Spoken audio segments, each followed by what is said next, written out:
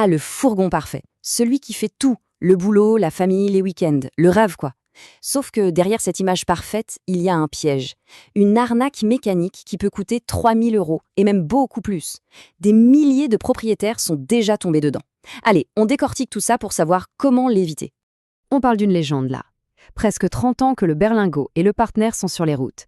Première génération en 96, la deuxième, plus grosse, en 2008, et la plateforme actuelle depuis 2018. Ces engins ont envahi l'Europe. Pourquoi?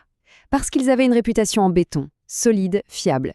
Une confiance qui, on va le voir, a été complètement trahie. C'est simple, c'est le couteau suisse sur roue. La machine parfaite pour l'artisan qui bosse dur et pour la famille qui a besoin de place. Pas trop cher, super pratique. Sur le papier, c'est le plan idéal. Sauf qu'en réalité, ce succès a un coût. Et c'est celui qui est au volant qui risque de payer la facture. Parce que oui, cette image de fourgon parfait, c'est un mensonge. Il y a une véritable bombe à retardement cachée sous le capot. Et elle ne menace pas quelques véhicules, non, mais des centaines de milliers. Et quand le détonateur s'enclenche, c'est le compte en banque qui saute avec. Et là, attention, c'est la claque. Le problème ne se limite pas à Peugeot ou Citroën. Regardez bien cette liste. Opel, Vauxhall, Toyota et même Fiat, c'est la même base pour tout le monde. Des dizaines de modèles, des centaines de milliers de voitures et de fourgons qui partagent le même moteur et donc le même vis caché. C'est le même piège, avec juste un logo différent sur la calandre. Et le coupable, le voilà, le moteur 1.5 Blue HD.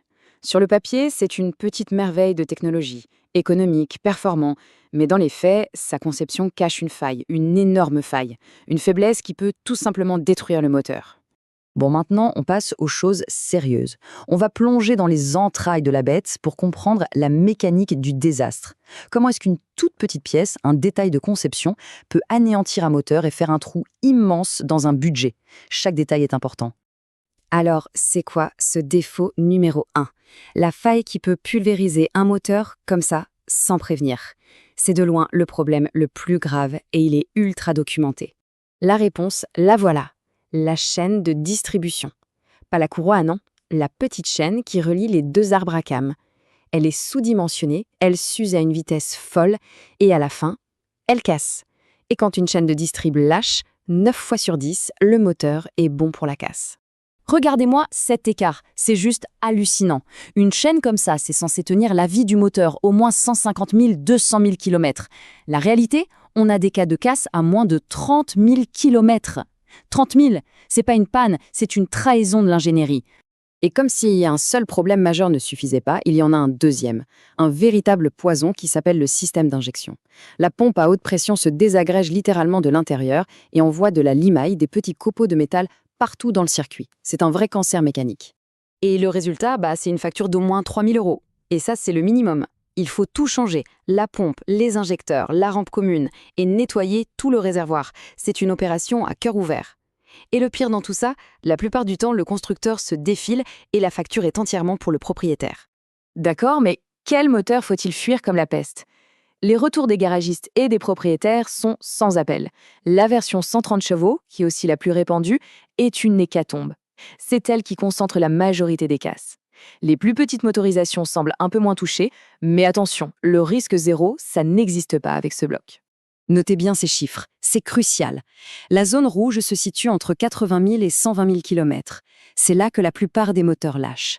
C'est l'information la plus importante pour quelqu'un qui cherche un de ces modèles d'occasion. C'est exactement à ce moment-là que le piège se referme. Bon, on a assez parlé des problèmes, passons aux solutions. Comment on fait pour déjouer ce piège et, malgré tout, faire une bonne affaire? Voilà la checklist en béton pour sécuriser un achat.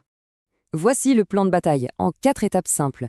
Primo, chercher un modèle fabriqué après février 2023. C'est la seule et unique garantie d'avoir la nouvelle chaîne renforcée de 8 mm.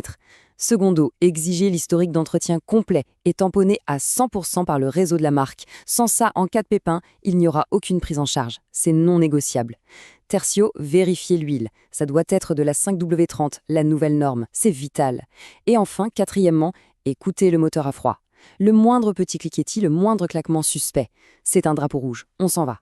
Et si jamais il y a un doute sur l'importance de cet historique, lisez bien ça. Un expert le dit noir sur blanc. Un seul retard de vidange, une seule facture d'un petit garage hors réseau, et le constructeur claque le porte. Zéro prise en charge. La rigueur, ici, ce n'est pas une option. C'est la seule assurance possible. On termine avec l'astuce ultime, l'info qui peut faire économiser des milliers d'euros. Il faut bien comprendre une chose. Tous ces fourgons, ce sont des clones. C'est la guerre des clones, et il faut savoir en profiter. Les chiffres ne mentent jamais. Qu'on prenne un Partner, un Doblo ou un ProAce City, c'est la même puissance, le même couple, les mêmes dimensions au millimètre près. C'est du copier-coller pur et simple. Ils sortent tous de la même usine, avec les mêmes pièces et donc avec les mêmes défauts potentiels. Le message est simple et il est brutal. Même châssis, même moteur, même risque. Le logo sur la calandre ne protégera personne de la panne.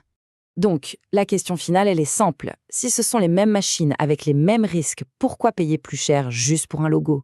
L'acheteur malin s'en fiche de la marque. Il chasse le meilleur prix. Il faut appliquer la checklist, trouver le clone le moins cher et le tour est joué. Ne payez pas pour du marketing, payez pour la machine.